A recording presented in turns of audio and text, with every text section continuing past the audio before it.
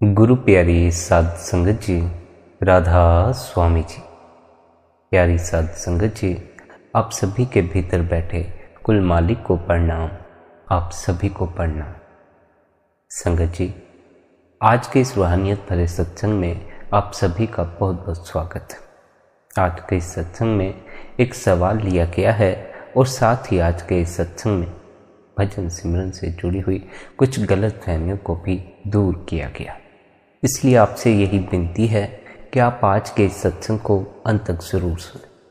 साथ ही आपसे यह भी विनती है, अगर आप निरंतर सत्संग सुनना चाहते हैं तो चैनल को सब्सक्राइब कर लें, नोटिफिकेशन बेल को ऑन कर लें। आइए आज के सवाल की ओर बढ़ते हैं। सत्संगी ने पूछा है, मुझे गुरु से नामदान मिल चुका है, गुरु से भजन सिमरन करने की युक्ति मिल चुकी है, क्या मुझे यह समझ लेना चाहिए कि अब मेरी मुक्ति पक्की हो गई? नहीं, नामदान मिल जाना तो मुक्ति के मार्ग पर चलना है। मुक्ति कब होगी? जब हम उस मार्ग पर चलकर उन्नति हासिल करेंगे, अपनी सुर्त को नाम से जोड़ देंगे। मुक्ति, आत्मा की इस देह के बंधनों से रिहाई सिर्फ नामदान मिल जाने से नहीं होती। आत्मा की इस सब बंधनों से रिहाई होती है मन के मर जाने पर। मन बंदगी से मरता है, ध्यान से मरता है। नामदान मिल जाने से मन नहीं मर जाता। हमें उस मार्ग पर चलकर अपने इस मन को मारकर अपनी आत्मा की पहचान करनी होती है, तब कहीं जाकर हमारी मुक्ति होती। हम तो यह सोच लेते हैं गुरु से नामदान मिल चुका है, अब हमारी मुक्ति हो जाएगी, अब हम देह के बंधनों, कर्मों के बंधनों से मुक्त हो जाएंगे। अगर इतनी आसानी से मुक्ति हो जाती तब तो कितने ही जीव हैं, कितनों को ही नामदान मिलता है, कितनों पर ही सद्गुरु अपने नाम की कृपा करता। लेकिन क्या उनकी मुक्ति हो जाती है? नहीं हो पाती। मुक्त जीव के चेहरे पर आनंद की झलक मिल जाती। मुक्त जीव तो ऐसी मस्ती में जीता है जिसका कोई हिसाब नहीं लगाया जा सकता। पर अगर हम अपनी तरफ देखें, हम कितने समय से नामदान लेकर बैठे हैं, भजन बंदगी कर रहे हैं, हमारे चेहरे पर कोई आनंद नजर नहीं आता। हमारी जिंदगी में जरा भर भी मस्ती नहीं है। हाँ, अगर हमसे पूछा जाए हमारी जिंदगी में कितने दुख हैं, कितने कष्ट हैं, तब फिर हमारे पास लाखों का हिसाब पड़ा हुआ है। पर अगर हमसे पूछा जाए कि हम खुश हैं, आनंदित हैं, तो हम जरा भी खुशी की बात नहीं करते। ऐसा क्यों हो जाता है कि हम बड़े होते होते दुख में पड़ते चले जाते? जहां जहां सुख दिखाई पड़ता था, हर जगह से सुख विलीन हो जाता। वही के वही पेड़ हैं, वही के वही पंछी हैं, वही के वही आसपास के लोग हैं, लेकिन बड़े होते होते हर एक चीज अच्छी लगनी बंद हो जाती। अपने पड़ोसी अच्छे लगने बंद हो जाते हैं। पेड़ पौधे, इस प्रकृति को देखने में कोई रस नहीं रह जाता। पंछियों के गीत सुनने में कोई रस नहीं रह जाता। जीव खो जाता है तो अपने मन की बातों, ऐसा मन की बातों में खोता है कि बाकी सब कुछ ही व्यर्थ लगने लग जाता। मन की ये बातें कोई सत्य भी नहीं होती, केवल और केवल कल्पनाएं होती हैं। पर फिर भी जीव कल्पनाओं को सत्य मानकर अपनी जिंदगी जीना शुरू कर देता। जब तक आप मन के अधीन जी रहे हैं, तब तक तो आत्मा की रिहाई नहीं होने वाली, मुक्ति हासिल नहीं होने वाली। मुक्ति का तो अर्थ ही होता है मन से पार जाना। मन में बैठे रहे, मन के अधीन रहे तो यह मन बार बार संसार में खींच कर ले आएगा। इसलिए मन से पार जाने के लिए निरंतर समय दो, निरंतर ध्यान में बैठो। ध्यान में बैठना जरूरी है, अपनी करनी करना जरूरी है। केवल नामदान मिल जाने से मुक्ति हासिल नहीं हो जाती। नामदान मिल जाना तो गुरु की आप पर कृपा है। अगर सद्गुरु की आप पर यह कृपा हो गई है तो इस कृपा का लाभ उठाएं, उनके दिए हुए उपदेश पर अमल करें, उनकी बताई हुई विधि पर अमल करें, अपने गुरु पर भरोसा रखें, मालिक पर भरोसा रखें। फिर देखें आपकी सच्ची श्रद्धा और सच्ची लगन से कैसे आपकी सुर्त ऊपर उठना शुरू हो जाती। लेकिन इस भुलेखे में कभी ना बैठें कि सिर्फ नामदान मिल जाने से ही सुर्त ऊपर उठना शुरू हो जाती। सिर्फ युक्ति मिल जाने से कुछ भी नहीं होता। अगर कोई सोचता हो कि भजन सिमरन की युक्ति मिल जाने से ही उसकी मुक्ति हो जाएगी, तो वह इस बात को सदा ख्याल रखे, जब तक हम इस गलत फहमी के शिकार हैं कि भजन सिमरन की युक्ति मिल जाना ही मुक्त हो जाना है, तब तक हमें मुक्ति हासिल नहीं हो सकती, तब तक हमें भजन सिमरन से कोई फल नहीं मिल सकता। मुक्ति हासिल करने के लिए तो सब दांव पर लगाना पड़ता। ये जो संसार के विचार, बच्चों के ख्याल, पति के ख्याल, पत्नी के ख्याल, किसी स्त्री के ख्याल, किसी पुरुष के ख्याल, नौकरी के ख्याल या फिर किसी अन्य तरह के ख्याल जब तक भीतर जोर मारते हैं, जब तक इनकी पकड़ भीतर मौजूद है, तब तक मुक्ति हासिल नहीं होती। मुक्ति हासिल करने के लिए तो सब कुछ भूल जाना पड़ेगा। मुक्ति हासिल करने के लिए तो भीतर से इस संसार से संबंध तोड़ देना होगा। जब तक भीतर से किसी भी ढंग से इस संसार की पकड़ मौजूद है, तब तक मुक्ति हासिल नहीं हो सकती।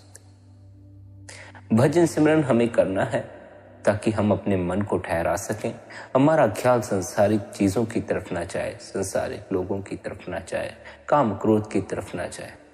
जब हमारा ख्याल इनकी तरफ नहीं जाएगा, तब हमारे भीतर इनकी पकड़ धीरे धीरे भीतर से छूटती जाएगी। भीतर से इन सब के विचार निकलने अपने आप ही शुरू हो जाए। जब तक हम इन्हीं सब में भटक रहे हैं, जब तक हमारा ध्यान बार बार काम की तरफ चला जाता है, संसारिक विचारों की तरफ चला जाता है, किसी स्त्री की तरफ चला जाता है, किसी पुरुष की तरफ चला जाता है, तब तक हम मुक्ति हासिल करने के योग्य नहीं बन पाते।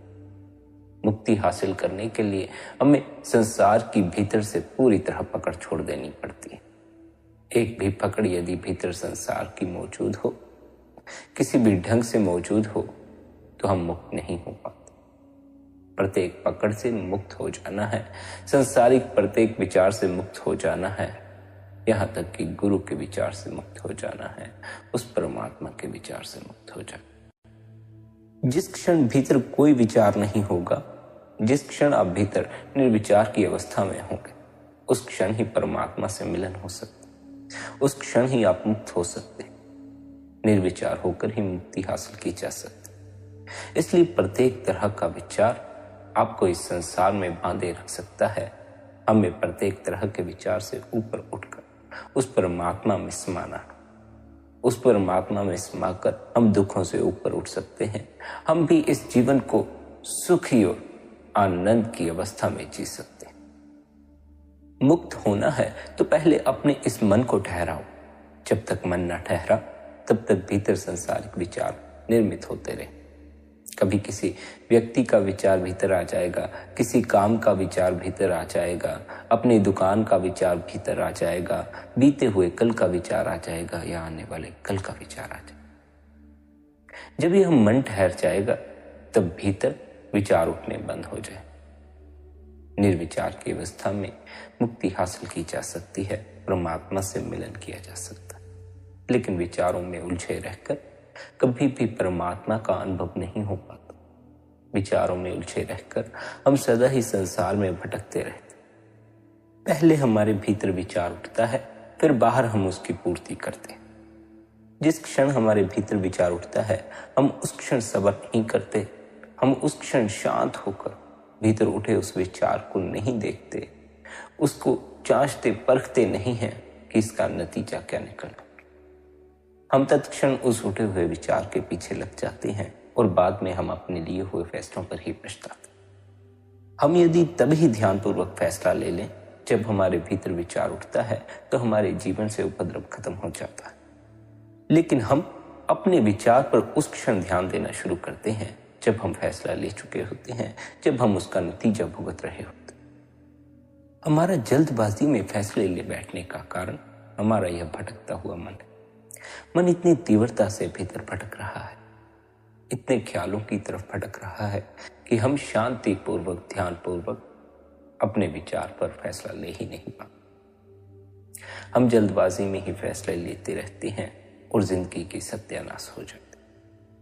संत हमें समझाते हैं कि जब कोई समस्या हो, जब भीतर कोई विचार ज्यादा जोर से पकड़ मारता हो, जब भीतर काम पकड़ता हो, क्रोध पकड़ता हो, उस क्षण भीतर शांत होकर बैठो।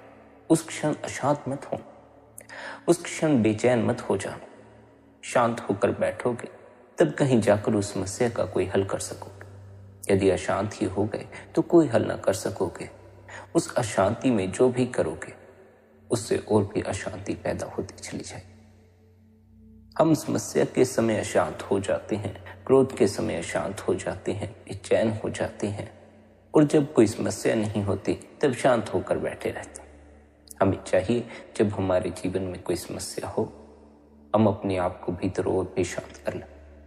जितने हम भीतर शांत होंगे, जितना हमारा मन भीतर शांत होगा, उतना ही हम हर समस्या का हल आसानी से निकाल सकते हैं और हम अपने जीवन में खड़े होने वाले उपद्रव से अपने आप को बचा सकते हैं। इस दौड़ते हुए मन को ठहराने के लिए हमें भजन सिमरन करना। इस दौड़ते हुए मन को ठहराने के लिए हमें अपने सद्गुरु द्वारा दी हुई युक्ति का निरंतर अभ्यास करना। जब तक हमारा यह मन दौड़ रहा है हम जल्दबाजी में फैसले लेते रहेंगे और हमारे जीवन में उपद्रव खड़ा होता रहे। हमें शांत होकर फैसले लेने की आवश्यकता है। हमें इस मन को ठहरा लेने की आवश्यकता है। इसकी दौड़ में फंसकर हम इस संसार में फंसे हुए हैं, इस संसार में दुख उठा रहे हैं। यदि इस मन की दौड़ शांत हो जाए तब फिर हमें इस संसार में भटकने की आवश्यकता नहीं रह जाएगी। तब फिर हमें इस संसार के सुख दुख भोगने की आवश्यकता नहीं रह जाएगी। तब फिर हमें इस संसार की पीड़ा, इस संसार के उपद्रव में पड़ने की आवश्यकता नहीं रह जाएगी, बल्कि फिर हमें जिस आनंद की उपलब्धि होती है वह हमारे भीतर का आनंद है। हमारे भीतर जो अमृत बरस रहा है उसे चखने का रस है। यदि आपका संसारिक जीवन उपद्रव से ही भरा हुआ है, दुख या समस्याओं से ही भरा हुआ है, तब फिर भला आप बंदगी में बैठ कैसे पाए? बंदगी में बैठने का आपको समय मिल कहां पाएगा? बंदगी में बैठने के लिए आपके मन की अवस्था होगी ही क्या? हमारे यदि संसारिक जीवन में उपद्रव ना हो, हमारे यदि संसारिक जीवन में शांति हो, तब कहीं जाकर हम बंदगी में भी भीतर उतर पाते हैं। भीतर हमारा मन इतना उलझा हुआ नहीं होता जिस कारण हमें भीतर उतरने में ज्यादा परेशानी का सामना नहीं करना। हमारा जो संसारिक जीवन का उपद्रव है यह हमारे मन की दौड़ के कारण खड़ा होता है। मन दौड़ता चला जाता है और हम भी मन की दौड़ में शामिल हो जाते हैं। हम भी जल्दबाजी में चले रहते हैं, जल्दबाजी में फैसले लेते चले जाते हैं। हमारे अपने फैसलों के कारण हमारे जीवन में उपद्रव है। यदि हम सही फैसले लेने शुरू करते हैं तो हमारे जीवन में कोई उपद्रव खड़ा ही नहीं होगा। हम कुछ ना कुछ ऐसा फैसला ले बैठते हैं जिसके कारण कोई ना कोई उपद्रव खड़ा हो जाता है। फिर चाहे वह कोई छोटी सी बात हो चाहे बड़ी बात हो, इससे कोई फर्क नहीं। हमने खुद अपने मन के पीछे लगकर अपने जीवन में उपद्रव खड़ा किया। हमने खुद अपने मन के पीछे लगकर दूसरों से नफरतें मोल ली हैं, दूसरों से लड़ाइयां मोल ली हैं। हमने खुद अपने मन के पीछे लगकर दूसरों में अपनी बदनामियां कर। हम यदि सही फैसला लेना चाहें तो हम सही फैसला लेने के लिए भी स्वतंत्र हैं। पर जब तक हमारा मन दौड़ रहा है, हमारे मन में तीव्रता कायम है, तब तक हम सही फैसला ले नहीं पाते। क्योंकि सही फैसला लेने के लिए आवश्यक है कि हम पूरी तरह शांत हों, हमारे भीतर किसी तरह का उपद्रव ना हो, हमारे भीतर शांति हो, हमारा भीतर से ध्यान ना टूटता हो। जल्दबाजी में फैसले ना लें, शांत होकर आराम से सब्र रखकर फैसले लें। भीतर चाहे विचार उठे, चाहे किसी तरह की कोई ख्वाहिश उठे, किसी तरह की कोई वासना उठे, सब्र रखकर पहले उस पर विचार कर। कुछ समय बाद आप पाएंगे कि वह वासना अपने आप से विलीन हो गई। हम जल्दबाजी में भीतर उठे विचारों के पीछे लग जाते। यदि हम थोड़ा सब्र करें तो हम पाएंगे वे विचार जो कुछ क्षण पहले उठे थे, कुछ क्षण बाद उनका कोई नामो निशान नहीं रह जाता। कुछ क्षण बाद नए विचार खड़े हो जाते हैं, नई कहानियां भीतर खड़ी हो जाती। मन पुरानी पुरानी चीजें नहीं दोहराता, मन कल्पनाएं भी नई नई गढ़ता चला जाता है। जो वासना हमें जोर मारती है, यदि हम सब्र रखकर उसके प्रति जागरूक हो जाएं, तब हम पाएंगे कुछ समय बाद वो अपने से विलीन हो गई और उसने जोर मारना बंद कर दिया। फिर हमें उसकी तरफ गौर करने की कोई आवश्यकता नहीं रह जाती। हमारे भीतर काम जोर मारता है, इसलिए हम काम में उतर जाते हैं। यदि हमारे भीतर काम जोर मारना बंद कर दे तो हमें काम की तरफ जाने की कोई आवश्यकता नहीं। काम अपना जोर मारना तब तक बंद नहीं करता जब तक मन खिंचा हुआ है, मन दौड़ रहा है, हम भीतर से तनाव में पड़े हुए हैं, हम भीतर से कसे हुए। जब हमारा मन स्थिर होना शुरू कर देता है, हमारे भीतर से तनाव हटना शुरू हो जाता है, तब काम हमें जोर मारना बंद कर देता है। जब काम हमें जोर नहीं मारता, हमारा काम की तरफ ध्यान भी नहीं जाता, उस तरफ ख्याल भी नहीं जाता, और उस क्षण फिर हम अपने ख्याल को ऊपर की तरफ सदा के लिए मोड़ सकते हैं। भजन सिमरन द्वारा हमें इस दौड़ते हुए मन को ठहरा लेना। यह दौड़ता हुआ मन मुक्ति हासिल करने में सहायता नहीं दे सकता। स्मरण तो यह रहे कि ठहरा हुआ मन भी मुक्ति हासिल करने में सहायता नहीं दे सकता। इस मन के ख्याल से भी अपने आप को परे कर लेना है, इस मन से भी परे चले जाना है, इस मन को भी छोड़ जाना। मन को तो केवल इसलिए ठहराना है ताकि हमारे भीतर सांसारिक विचार खड़े होने बंद हो जाए। जब तक हमारे भीतर सांसारिक विचार हैं, संसार से जुड़े हुए विचार हैं, लोगों से जुड़े हुए विचार हैं, वस्तुओं से जुड़े हुए विचार हैं, तब तक हम मुक्ति हासिल नहीं कर पाएंगे, तब तक हम लौट लौट कर इस संसार में ही आएंगे, तब तक हम अपने सच्चे घर सचखंड में नहीं जा सकते। सचखंड में वे व्यक्ति कभी नहीं जा पाते जिनके भीतर संसार की कोई चाह बाकी रह जाती है, जिनके भीतर संसार से कोई जुड़ाव बाकी रह जाता है। भीतर जिस चीज से जुड़े हुए हो उसकी तरफ ही बहते चले जाओ, पूरा जीवन उसकी ओर ही बहता चला जाए।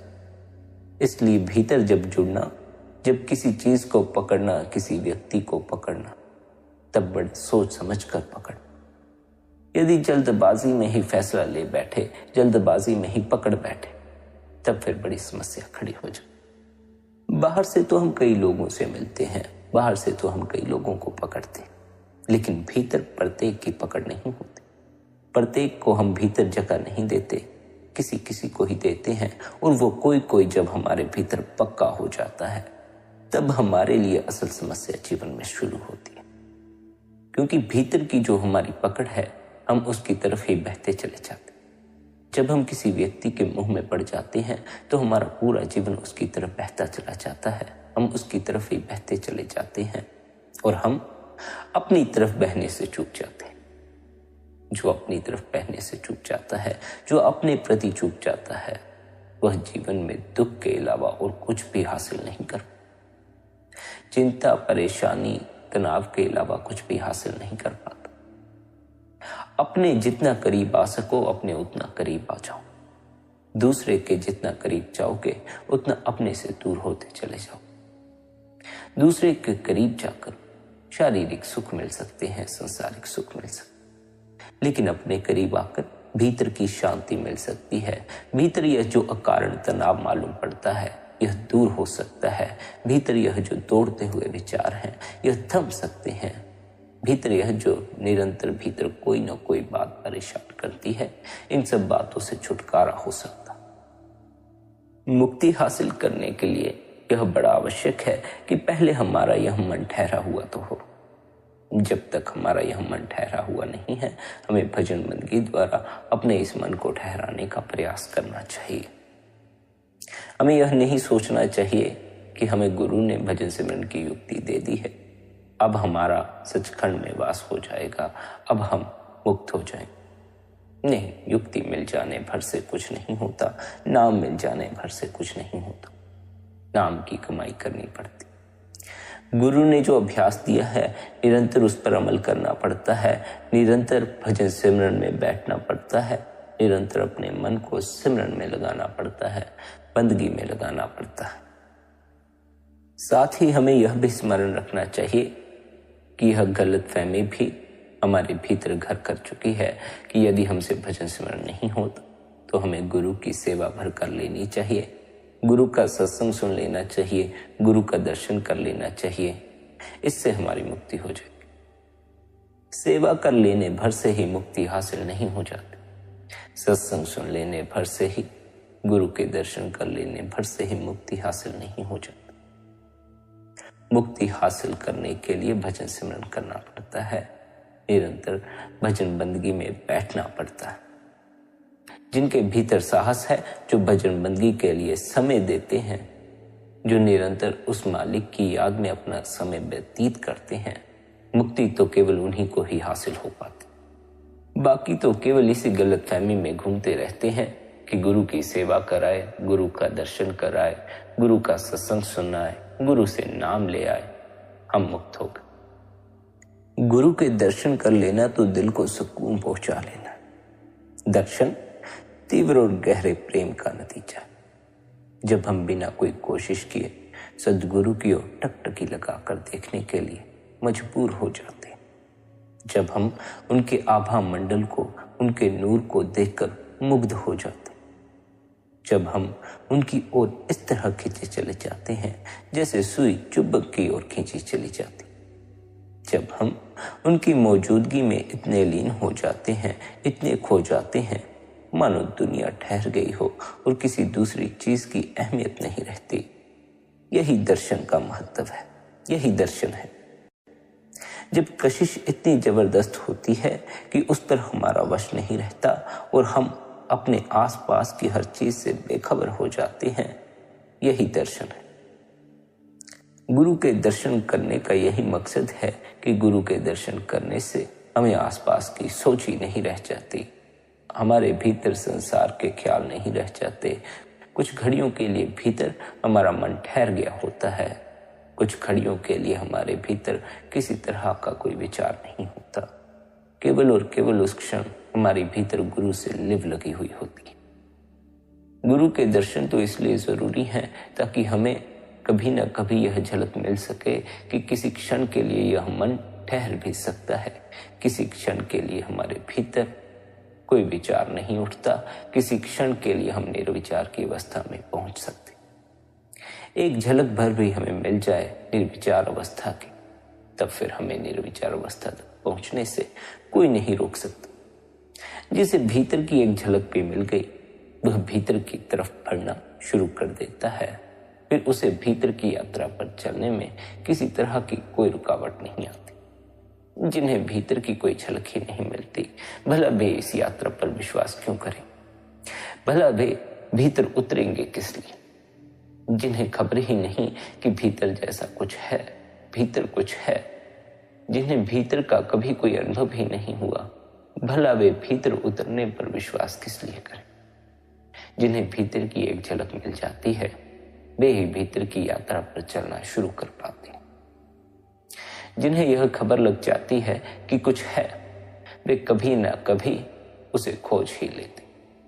जिन्हें खबर ही नहीं कुछ है, फिर भला वे उसे खोजने के लिए कष्ट ही क्यों करें। जब हम गुरु की सच्ची सेवा करते हैं, गुरु के सच्चे हृदय से दर्शन करते हैं, तब गुरु की दया मेहर से एक न एक दिन हमें भीतर की झलक मिल जाती, हमें निर्विचार अवस्था की झलक मिल जाती। एक झलक भर हमें मिल जाए, बस फिर हम भीतर की यात्रा पर चलना शुरू कर दें। हमें झलक नहीं मिलती, इसलिए हमारी हिम्मत भी नहीं हो पाती भीतर उतरने की, भजन सिमरन करने। यदि एक बार भी भीतर का स्वाद लग जाए तो भजन सिमरन करने से, भजन बंदगी करने से, ध्यान करने से जो रस हमें मिलेगा, हमारे उस रस के प्रति अपने आप ही प्राण ललायित रहें। लेकिन हमें अब तक भीतर के स्वाद की कोई खबर ही नहीं, भीतर कौन सा रस बरसता है हमें उसकी कोई खबर ही नहीं है, फिर भला हमारा भजन सिमरन करने को दिल क्यों करेगा। हमें भीतर उस रस की खबर लग जाए तो हम अपने आप ही भजन सिमरन द्वारा उस अपार रस की ओर बहना शुरू कर देते हैं, उस मीठे रस की खोज में लग जाते हैं। अभी उस रस का कोई स्वाद मालूम नहीं, अभी उस रस की कोई खबर नहीं मिली, अभी भीतर की कोई झलक नहीं मिली, भीतर का कोई अनुभव नहीं हुआ। एक अनुभव, एक झलक पर भीतर की यात्रा पर चलने में आपको बड़ी सहायता प्रदान करेगी। लेकिन उस अनुभव के लिए हमें अपने मन से मलिनता को दूर कर लेना चाहिए। उस अनुभव के लिए, उस एक झलक के लिए हमें निंदा, चुगली, काम, क्रोध, लोभ, मोह, इन सभी विकारों से ऊपर उठ जाना चाहिए। जब तक हम इन्हीं सब में फंसे रहना चाहते हैं, जब तक हमारे भीतर संसारिक चाह है, संसारिक वासनाएं हैं, तब तक हमें भीतर की झलक नहीं मिल पाती, तब तक हमें प्रभु की झलक नहीं मिल पाती। प्रभु की झलक उन्हीं को मिल पाती है जिनके भीतर किसी तरह की कोई मैल नहीं। एक झलक आपको प्रभु के मिल जाए तो प्रभु तक पहुंचने से आपको कोई रोक नहीं सकता, तब फिर भीतर उतरने से कोई आपको रोक नहीं सकता।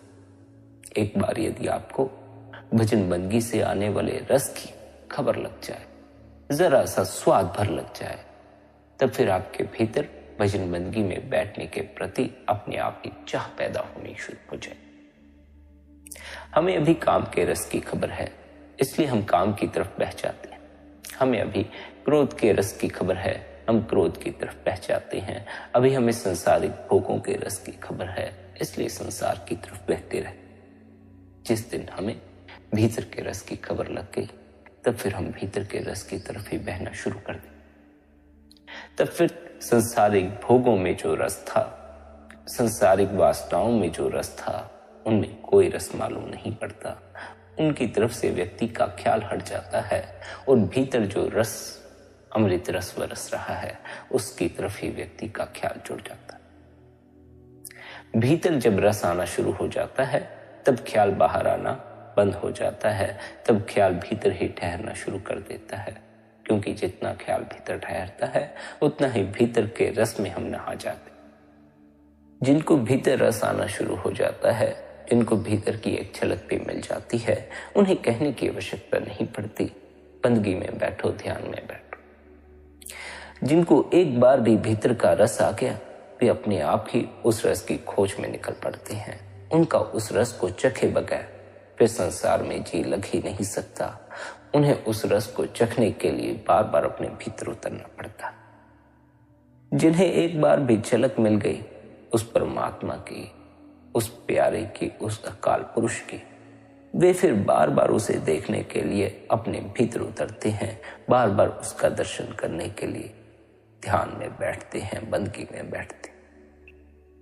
जिन्हें झलक नहीं मिली, जिन्हें यह खबर ना मिली कि आंख बंद करके उन्हें उस अकाल पुरुष का दर्शन हो सकता, वे संसार में ही भटकते रह जाते।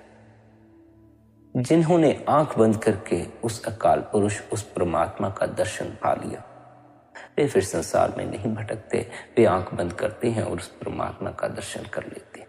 उन्हें परमात्मा को कहीं खोजने की आवश्यकता नहीं रह जाती। वे अपने घर में बैठे हैं, आंख बंद करते हैं, परमात्मा का दर्शन पा लेते। वे अपने दफ्तर में बैठे हैं, आंख बंद करते हैं, परमात्मा का दर्शन पा लेते। वे अपने रिश्तेदारों में बैठे हैं, आंख बंद करते हैं, परमात्मा का दर्शन पा लेते। यह शरीर परमात्मा का मंदिर, यह ऐसा मंदिर है कि यहां आंख भर बंद करो और वह परमात्मा आंखों के सामने आकर खड़ा हो जाता। जिसकी आंखों के सामने हर पल परमात्मा खड़ा है, उसे भला इस संसार में घबराने की क्या आवश्यकता, उसे भला अपनी जिंदगी में घबराने की क्या आवश्यकता, उसे जीवन में डरने की क्या आवश्यकता। हम डरते हैं, हम घबराते हैं क्योंकि परमात्मा का भी हमें कोई एहसास नहीं। अभी हम खुद से भी यह नहीं कह सकते कि वह परमात्मा हमें संभाल लेगा। अभी हम खुद ही डरते हैं उस परमात्मा पर छोड़ने के लिए। हम तो अपने छोटे से काम को भी उस मालिक के भरोसे नहीं छोड़ते। हम तो छोटे से काम की भी इतनी फिक्र करते हैं, इतना बोझा उठाते हैं, जैसे मानो हमारे बगैर वह काम हो ही नहीं सकता। हमें चाहिए कि हम उस मालिक पर विश्वास करना शुरू करें। उस मालिक पर जितना हम विश्वास करेंगे, उतना ही हमें धीरे धीरे अनुभव में आना शुरू होगा कि वह परमात्मा हमारे जीवन को संभाले हुए है, वह परमात्मा हमारे साथ है, हमारा साथ दे रहा। हमें अपने ऊपर अधिक विश्वास है, उस परमात्मा पर विश्वास नहीं, जिस कारण हमें चिंता उठानी पड़ती है, जिस कारण हमें यह कभी भी अनुभव में नहीं आ पाता कि वह परमात्मा हमारा साथ दे रहा। जो उस मालिक पर अटूट विश्वास करते हैं, जिनका उस मालिक पर अटूट विश्वास हो जाता है, उन्हें ही परमात्मा की मौजूदगी का अनुभव हो पाता है। हर पल मालिक उनकी संभाल करता है, हर पल मालिक उनकी फिक्र करता। ये दौड़ता हुआ मन, ये भटकता हुआ मन आपको परमात्मा पर अटूट विश्वास कायम नहीं करने देगा। यह भटकता हुआ मन, यह दौड़ता हुआ मन किसी न किसी ढंग से कोई न कोई शंका कभी न कभी खड़ी कर ही देता। यह मन तो भीतर गुरु के प्रति भी शंका खड़ी कर देता है, जिसके कि हमने कई बार दर्शन किए होते हैं, जिसको कि हमने कई बार सर झुकाया हो। कई बार सर झुकाने के बावजूद यह मन उस गुरु के प्रति शंका खड़ी कर देता है। उस गुरु के प्रति हम मन शंका खड़ी कर देता है जिसके साथ हम इतना समय रहे हैं, जिसको हमने इतना जाना है, जिसका हमें इतना अनुभव है। जिस परमात्मा का हमें कोई अनुभव नहीं, जिस परमात्मा के साथ हम कभी रहे नहीं, जो अज्ञात है, उसके प्रति मन का शंका खड़ा करना स्वाभाविक ही है। मन शंका खड़ी करेगा ही, कई कई बार विश्वास को तोड़ेगा। मन कई कई बार उस मालिक से अपने भरोसे को डगमगाएगा। कई कई बार मन कहेगा, जो हो तुम हो, जो करना है तुम्हें करना है, तुम ही हो, तुम्हारे कर्तव्य। इस मन के कहे मत लग जाना। यह मन अहंकार थमा देता है और हम अहंकार के कारण उस मालिक पर विश्वास नहीं कर पाते, उस मालिक पर अपने जीवन को नहीं छोड़ते। उस मालिक पर अपने जीवन को छोड़ोगे तो बेफिक्री से जी सकोगे। जी तो तभी सकते हो जब जीवन संभला हुआ हो। या तो जीवन को संभाल लो या बेफिक्री से जी लो, दोनों में से एक ही काम हो सकता है। अधिकतर लोग जीवन को संभालने के इच्छुक हैं। अधिकतर लोग अपने जीवन को संभालना चाहते हैं, क्योंकि यदि जीवन को ना संभाला जाए तो जीवन की बड़ी दुर्दशा हो जाए। लेकिन उन्हें यह खबर नहीं कि वह परमात्मा हमारे जीवन को संभाल लेता है यदि हम उस परमात्मा पर अपने जीवन को छोड़ दें। हम उस परमात्मा पर अपने जीवन को नहीं छोड़ते। हम सोचते हैं यदि हमने अपने आप अपने जीवन को नहीं संभाला तो हमारा जीवन बड़ी ही दुर्दशा में चला ही जाता है यदि हम परमात्मा के भरोसे न छोड़ें। यदि हम छोड़ दें लोगों के भरोसे तो हमारे जीवन की दुर्दशा होती ही है। यदि हम छोड़ दें संसारी गुरुओं के पीछे तब हमारे जीवन की दुर्दशा होती ही है। हमें चाहिए कि हम उस परमात्मा पर अपने जीवन को छोड़ें। वह परमात्मा जब हमारे जीवन को संभाल लेगा, हमारी सारी फिक्र संभाल लेगा, हमारी समस्याएं संभाल लेगा, तब हम जीवन को बेफिक्री से जी सकते हैं। जब तक हम जीवन को संभाल रहे हैं तब तक बेफिक्र नहीं हो सकते। हमें चाहिए कि हम अपने जीवन को मालिक पर छोड़ दें, उसे ही अपने जीवन को संभालने दें। वह हमारे जीवन को संभाल लेगा और हम खुद बेफिक्री से जिए, उस मालिक पर भरोसा करके जिए। लेकिन उस मालिक पर भरोसा करने के लिए यह बड़ा ही आवश्यक है कि हम अपने मन को ठहरा लें। जब तक हमारा मन दौड़ रहा है तब तक हमारा मन मालिक पर अटूट विश्वास हमें कायम नहीं करने देता। तब तक इस मन का कोई भरोसा नहीं किया जा सकता कि कब यह मन हमें उस परमात्मा से डगमगा दे, कभी हम मन उस परमात्मा के प्रति भी हमारे भीतर नफरत पैदा कर। बहुत से सज्जन ऐसे होते हैं जो मालिक पर विश्वास तो करते हैं, लेकिन जब उनका कोई काम नहीं होता तब वे मालिक को ही बुरा भला बोलना शुरू कर देते। जब तक उस परमात्मा की झलक नहीं मिली है तब तक कि हम मन शंका खड़ी करता ही है, तब तक कि हम मन परमात्मा के भी खिलाफ खड़ा हो सकता। जिस दिन भीतर एक झलक भी मिल जाती है उस दिन हम परमात्मा के सामने चुपचाप बैठ जाते। उस दिन हमारी परमात्मा के सामने बोलने की हिम्मत नहीं होती, अपने गुरु के सामने बोलने की हिम्मत नहीं होती, हमारी जुबान बंद हो जाती। हमें परमात्मा का अनुभव नहीं, इसलिए हम परमात्मा को बुरा भला बोल लेते। हमें परमात्मा का अनुभव नहीं, इसलिए हम परमात्मा के नाम पर लोगों से ठगियां कर लेते। जिस दिन परमात्मा का अनुभव हो गया उस दिन प्रत्येक तरह के विकार से ऊपर उठ जाएंगे।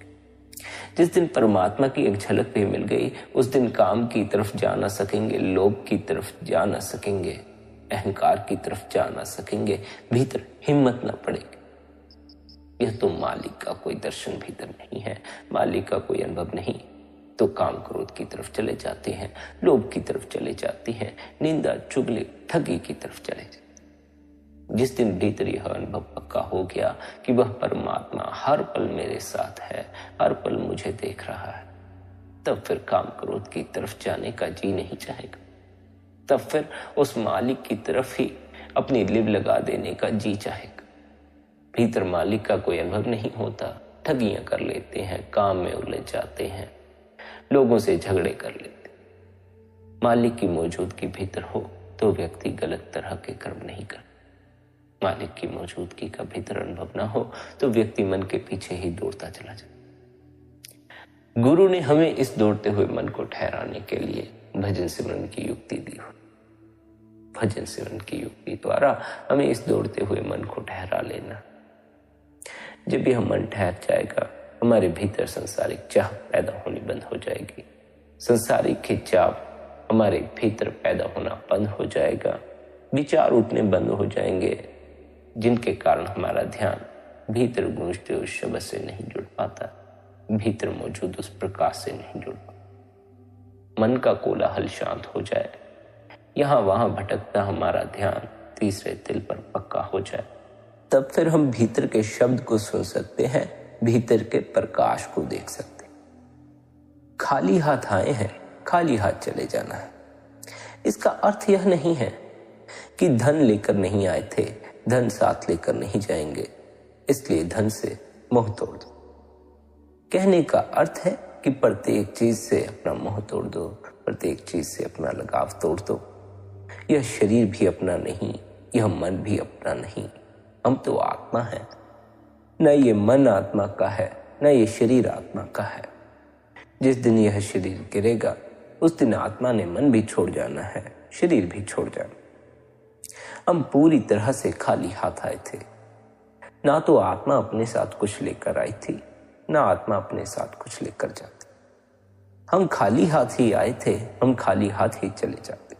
शरीर भी हमें इस संसार में आकर मिलता है, मन भी हमें इस संसार में आकर मिलता है, इस माया के जगत में आकर मिलता है। जब हम इस माया के जगत से चले जाते हैं, तब जो कुछ इस माया के जगत से हमने हासिल किया है, सब इस माया के जगत में ही छोड़ जाते हैं। हम खाली हाथ आए हैं, खाली ही चले जाना। पर हमारा यह दौड़ता हुआ मन हमें जिंदगी भर भरने के लिए मजबूर करता है, इकट्ठा करने के लिए मजबूर करता है। हम इस मन के पीछे लगकर जिंदगी भर भरने में लगे रहते हैं, इसको भरने में लगे रहते हैं, चीजें इकट्ठा करने में लगे रहते हैं, भीड़ इकट्ठा करने में लगे रहते हैं, बड़े महल इकट्ठे करने में लगे रहते हैं। इकट्ठा करने से कुछ ना होगा, इस मन को भरते रहने से कुछ ना होगा। यह मन कभी नहीं भरता। इसे जितना भरो, यह उतना ही और दुगनी मांग खड़ी कर देता। इस मन को भरने का कोई उपाय नहीं। यह मन कभी नहीं भरने वाला। इसे भरने में लगे तो और भी अधिक भटक जाओगे, और भी संसार से जुड़ते चले जाओगे। भीतर संसार पक्का होता चला जाए। संसारिक ख्वाहिशें, संसारिक वासनाएं फिर भीतर और भी जोर मारना शुरू कर देंगी, और भी मजबूत हो जाएंगी। जिनके भीतर संसार की कोई भी चाह बाकी रह जाती है, जो भीतर से संसार से किसी भी ढंग से जुड़े हुए होते हैं, उनको मुक्ति हासिल नहीं हो पाती। उन्हें मरकर फिर इस संसार में ही लौट कर आना पड़ता है। मुक्ति हासिल करने के लिए यह आवश्यक है कि आपके भीतर किसी तरह की कोई संसारिक चाह, किसी तरह का कोई संसारिक मोह, किसी तरह का कोई संसारिक विचार ना होता। संसार से आप पूरी तरह से भीतर से टूटे हुए हों, संसार के प्रति आपके भीतर किसी तरह का कोई ख्याल ना हो, किसी तरह का कोई लगाव ना हो, तब कहीं जाकर मुक्ति हासिल होती है।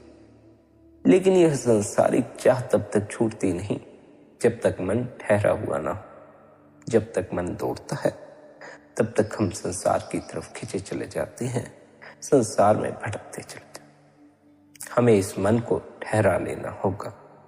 हमें इस मन को ठहरा कर अपने अंतस में अपनी आत्मा से जुड़ना होगा। उस आत्मा से जुड़कर हम उस परमात्मा से जुड़ सकते। जब तक हमारा मन न ठहरा, हमें शब्द की ध्वनि सुनाई ना पड़ेगी, भीतर का प्रकाश दिखाई ना पड़े। मन को ठहरा कर हम भीतर के प्रकाश का दर्शन कर सकते। हमें भीतर का शब्द सुनाई पड़ सकता है, इसलिए हमें अपने इस भटकते मन को ठहरा लेना चाहिए। हमें निरंतर अपने गुरु द्वारा दिए अभ्यास पर अमल करना चाहिए। हमें निरंतर भजन स्मरण करना चाहिए। हमें निरंतर ध्यान में बैठना चाहिए। प्यारी साध संगत जी, निरंतर ध्यान में बैठें, निरंतर भजन में बैठें। यदि आज का यह सत्संग आपको अच्छा लगा हो तो आप आज के इस सत्संग को अपने मित्रों और संबंधियों के साथ शेयर भी कर सकते हैं। बाकी आप सबकी अपनी मौज है। अपना ख्याल रखें। इतने प्रेम और प्यार से आपने सत्संग को सुना, उसके लिए आप सभी का धन्यवाद। राधा स्वामी।